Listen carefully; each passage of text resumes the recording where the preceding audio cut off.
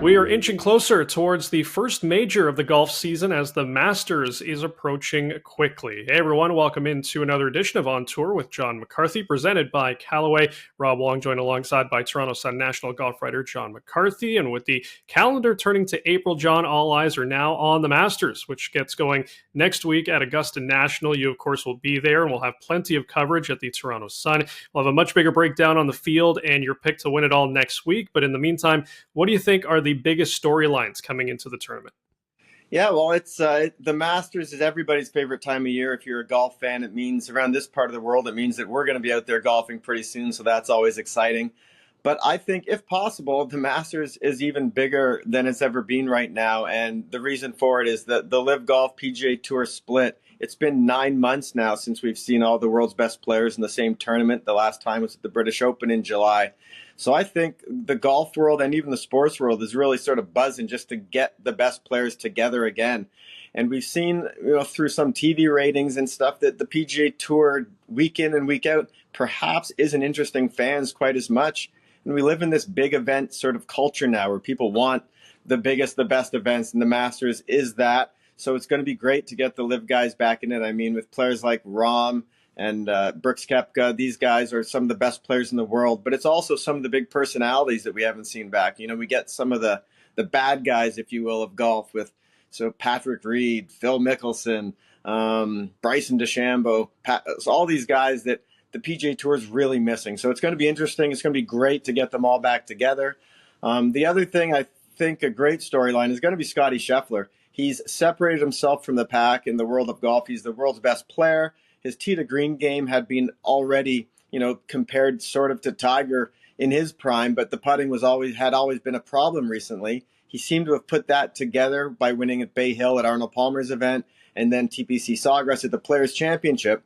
So he's got odds at plus 400. He's 4-1 to win the Masters, which is something we haven't seen in a long time. The next favorite is at 10-1. So the odds makers certainly think Scottie Scheffler is the guy to beat. But then on Sunday, he missed a 5-footer on the 72nd hole that would have forced a playoff just to show a little crack in that armor.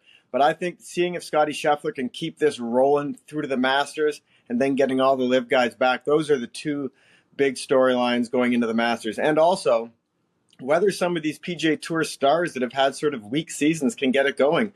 We're, it's already April. There's been plenty of PGA Tour events, and Jordan Spieth, Justin Thomas, they haven't won. Xander Schauffele hasn't won. Cantlay, Morikawa, all these guys are without a win. So if that might be one reason that PGA Tour ratings are down, some of their big stars aren't coming to play. So I think the Masters is a chance for a lot of these guys and to see all the best players in the world together again, and the golf world and sports world is excited. Now, of course, no Canadian has been able to put on that green jacket since Mike Weir did it in 2003. What are you expecting from the Canadian contingent this year? Well, there's 4 Canadians in the field: Nick Taylor, Corey Connors, Adam Hadwin, and of course Mike Weir. It's a little different this year because Nick Taylor he's separated himself as the best Canadian. He's got 2 wins in the past year. He won, of course, the Canadian Open in that epic playoff, and then he won this February at the Phoenix Open in a playoff. So he's the 25th ranked player in the world. And one thing he's never been able to do is contend at a major. He played in 3 of them last year, not the Masters, and he missed the cut in all of them. And I was at all those tournaments, and he was very disappointed when leaving those events. He is determined to convert this great play that he's doing into major success, or at least major contention. He's only played in the Masters once, and it was in 2020 at that October COVID Masters. So he's excited. I spoke with him recently. He's excited to get his friends and family to sort of have the full atmosphere, the full feeling of playing in the Masters. But more than anything, he wants to show that this what he's been able to figure out about his game in his mid-30s is something that will also work on the major championship scene. So I want to see if he can do that. Corey Connors, it's been a bit weird. We always expect him to be in contention sort of week in and week out with that great ball striking. But he has no top 10s this season. His only top 20s have come in his last 2 events, Arnold Palmer and the Players Championship. So perhaps that's a good sign. He's had 3 top 10s at the Masters, but his game this year hasn't quite been there. Of course, he's playing at the Valero Texas Open this week, heading into the Masters, the only tournament he's ever won on the PGA Tour, and he's won it twice. So this is a time of year for good mojo usually for Corey Conners. So it'll be interesting to see if he can find some of that and sort of put the kind of performance we're used to seeing from Corey at a major.